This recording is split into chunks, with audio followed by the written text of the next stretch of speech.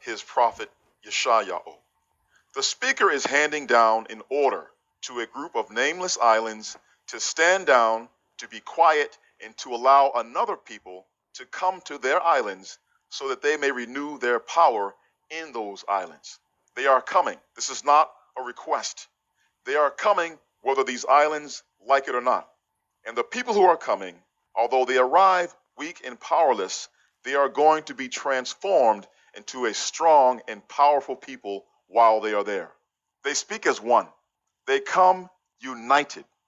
They are all on the same page in terms of what they believe and what they are setting out to do. They come to establish the mashpat, the judgment, which means they are coming to create an area, a boundary within which the judgment of Yahweh is supreme.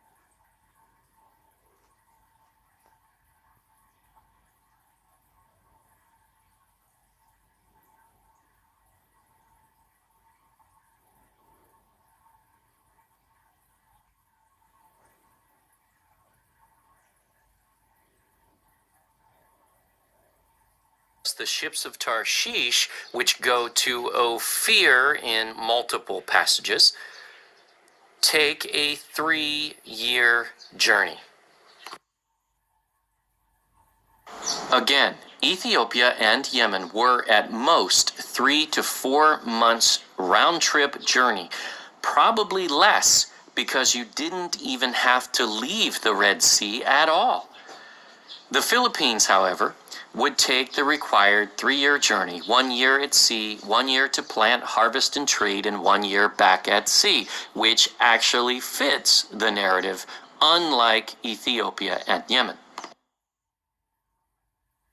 And we showed you a reference that claimed really looking for a voyage taking about 1 year at sea, then 1 year to plant, trade, and harvest, and a return voyage of yet another 1 year at sea again.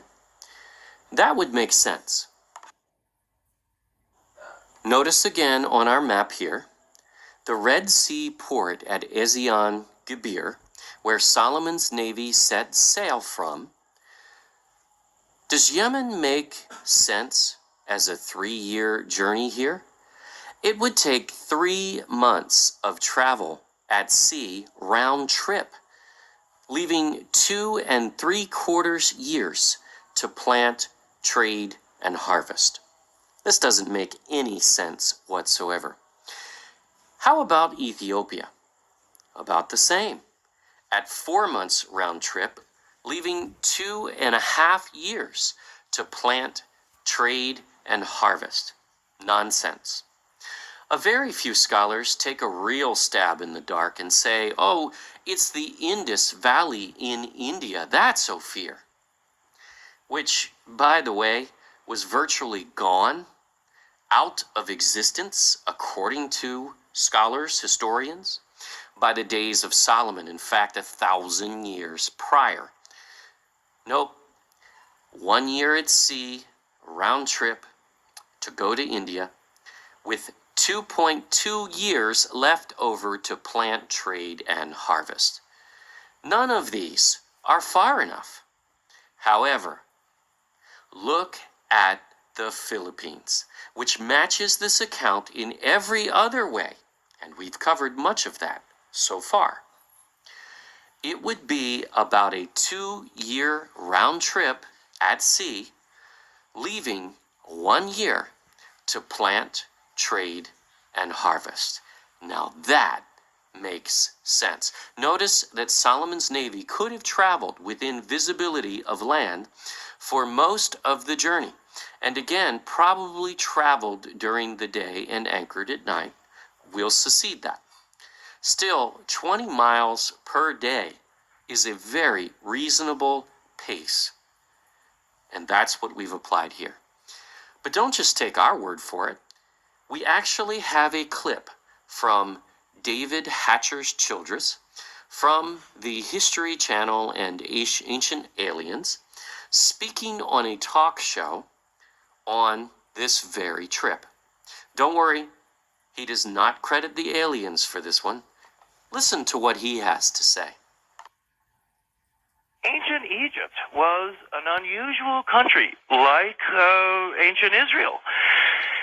You had countries that had the ability to have a port on the Mediterranean, which the Egyptians did, and the ancient Hebrews, and you could have a port city on the Red Sea. And that would allow you to go out into the Indian Ocean, you could go down through East Africa, you could cross the Arabian Sea, you could go to Muscat, you could go to Persia, to India, to Sri Lanka, on to Australia, and of course to Pacific Islands and to South America. I mean, it's kind of interesting how archaeologists think, particularly the isolationists. One of the stories in the Bible is of King Solomon's mines and a trip to Ophir.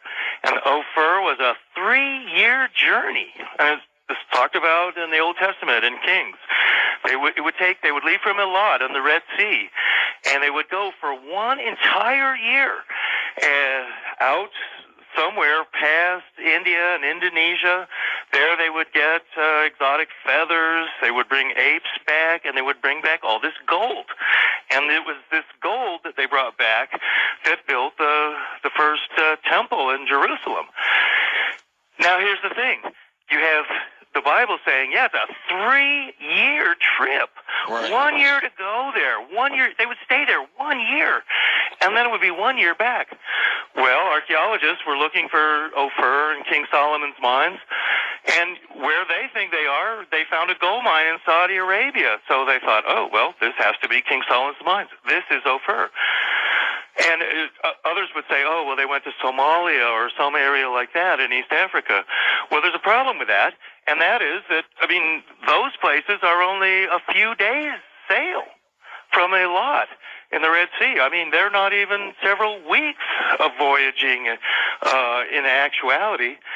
In a year, the ancient Phoenicians and Hebrews who were going on these journeys to Ophir, I mean, they could easily have gone as far as Australia, for instance.